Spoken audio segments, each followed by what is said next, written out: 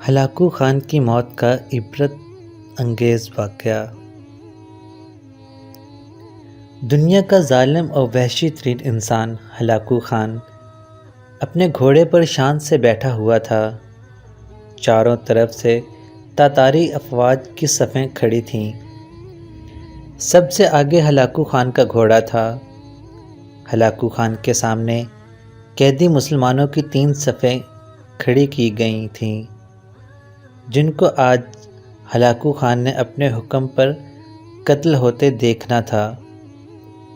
پھر وہ ظالم بولا، ان کے سر قلم کر دو، اور جلاد نے لوگوں کے سر کاٹنے شروع کر دیے۔ پہلی صف میں ایک کی گردن گئی، دوسرے کی گردن گئی، تیسرے چوتھے کی۔ پہلی صف میں ایک بے قصور بوڑھا غریب قیدی، جو کہ اپنے گھر کا واحد کفیل بھی، کھڑا تھا۔ وہ موت کے ڈر کی وجہ سے دوسری صف میں چلا گیا۔ پہلی صف کا مکمل صفایا ہو گیا۔ ہلاکو خان کی نظروں نے اس بوڑھے کو دیکھ لیا تھا کہ وہ موت کے خوف سے اپنی پہلی صف چھوڑ کر دوسرے صف میں چلا گیا تھا۔ ہلاکو خان گھوڑے پر بیٹھا ہوا، ہاتھ میں طاقتور گرز لیے اچھال کر اس سے کھیل رہا تھا، اور مسلمانوں کے قتل کا منظر دیکھ کر اس کھیل سے خود کو خوش کر رہا تھا۔ جلادوں نے دوسری صف پر تلوار کے وار شروع کیے۔ گردنیں آن کی آن میں گرنے لگیں۔ جلاد تلواریں چلا رہے تھے اور خون کے فوارے اچھل اچھل کر زمین پر گر رہے تھے۔ اس بوڑھے بابا نے جب دیکھا کہ دوسری صف کے لوگوں کی گردنیں کٹ کر اس کی باری بہت جلد آنے والی ہے، تو وہ بھاگ کر تیسری صف میں کھڑا ہو گیا۔ ہلاکو خان کی نظریں بوڑھے پر جمی ہوئی تھیں کہ اب وہ تیسری آخری صف میں ہے۔ اس کے بعد یہ کہاں چھپنے کی کوشش کرے گا؟ اس بوڑھے بے وقوف کو میری تلوار سے کون بچا سکتا ہے؟ میں نے لاکھوں انسان مار دیے، تو یہ کب تک بچے گا؟ تیسری صف پر جلادوں کی تلوار بجلی بن کر گر رہی تھی۔ ہلاکو خان کی نظریں مسلسل اس بوڑھے پر تھیں کہ وہ کیسے بے چین ہو کر موت کی وجہ سے بے قرار ہے۔ تیسری صف کے انسانوں کی گردنیں گر رہی تھیں۔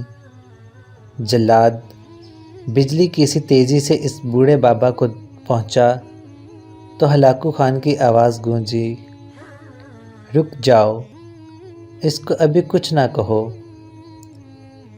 بابا بتا، پہلی صف سے تو دوسری صف میں بھاگ آیا، جب وہ ختم ہوئی تو تیسری صف میں بھاگ آیا۔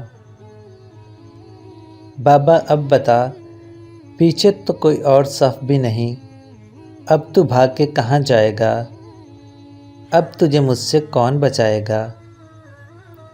اس بوڑھے نے آسمان کی طرف دیکھا اور کہا، میں نے پہلی صف کو اس لیے چھوڑا کہ شاید میں دوسرے میں بچ جاؤں، لیکن موت وہاں بھی پہنچی۔ پھر میں دوسری صف کو چھوڑ دیا کہ شاید تیسری میں بچ جاؤں۔ ہلاکو نے گرز کو ہاتھ میں اچھالتے ہوئے کہا، بابا کیسی خام خیالی ہے یہ، کیسی بہکی ہوئی باتیں کرتے ہو؟ بھلا تمہیں میری تلوار سے بھی کوئی بچا سکتا ہے؟ بوڑھے مسلمان نے زمین و آسمان کی ہر چیز کے مالک اس وحدہ لا شریک رب پر بے انتہا یقین کے ساتھ کہا، وہ اوپر والی ذات اگر چاہے تو کچھ بھی ہو سکتا ہے، اور اگر وہ چاہے تو مجھے تجھ سے بچا سکتا ہے۔ کیسے بچا سکتا ہے؟ ہلاکو خان نے اتنے تکبر میں آ کر کہا کہ اس کے ہاتھ سے گرز گر پڑا۔ ہلاکو خان چابک دست، ہوشیار، جنگجو اور چالاک انسان تھا۔ ہلاکو خان گھوڑے کے اوپر بیٹھے بیٹھے گرے ہوئے گرز کو اٹھانے کے لیے خود کو جھکا کہ زمین پر گرنے سے پہلے وہ اسے ہوا میں ہی پکڑ لے۔ اسی کوشش میں ہلاکو خان کا ایک پاؤں رکاب سے نکلا اور وہ اپنے گھوڑے سے نیچے آ پڑا، جبکہ دوسرے پاؤں رکاب میں ہی پھنس کر رہ گیا۔ ہلاکو خان کا گھوڑا اتنا ڈر گیا کہ بھاگ نکلا۔ ہلاکو نے خود کو بچانے کی بڑی کوشش کی، لشکر بھی حرکت میں آ گیا، لیکن گھوڑا اتنا طاقتور تھا کہ کسی کے قابو میں نہ آیا۔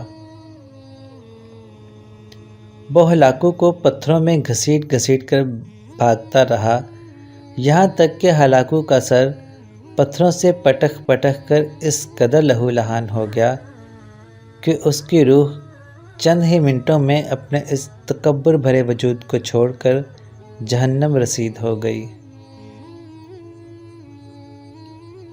لشکر نے جب بے انتہا کوششوں کے بعد بھی ہلاکو خان کے طاقتور گھوڑے کو قابو کیا تو اس وقت تک اس کا سر برے طریقے سے کچلا جا چکا تھا۔ ہلاکو کا لشکر اس بوڑھے بزرگ سے اتنا خوف زدہ ہوا کہ لشکر نے اسے جان بوجھ کر نظر انداز کر دیا اور وہ بابا بڑے آرام و سکون سے پیدل ہی اپنے گھر کی طرف چل پڑا۔ مظلوم کی آہ سے ڈرو، کیونکہ جب وہ اللہ سے رجوع کرتا ہے تو قبولیت بہت دور سے اس کا استقبال کرنے کے لیے آتی ہے۔ یہ تحریر تمام اہل ایمان، خصوصاً قانون و انصاف کے رکھوالوں کے لیے ہے۔ اللہ اکبر، سبحان اللہ و بحمدہ، سبحان اللہ العظیم۔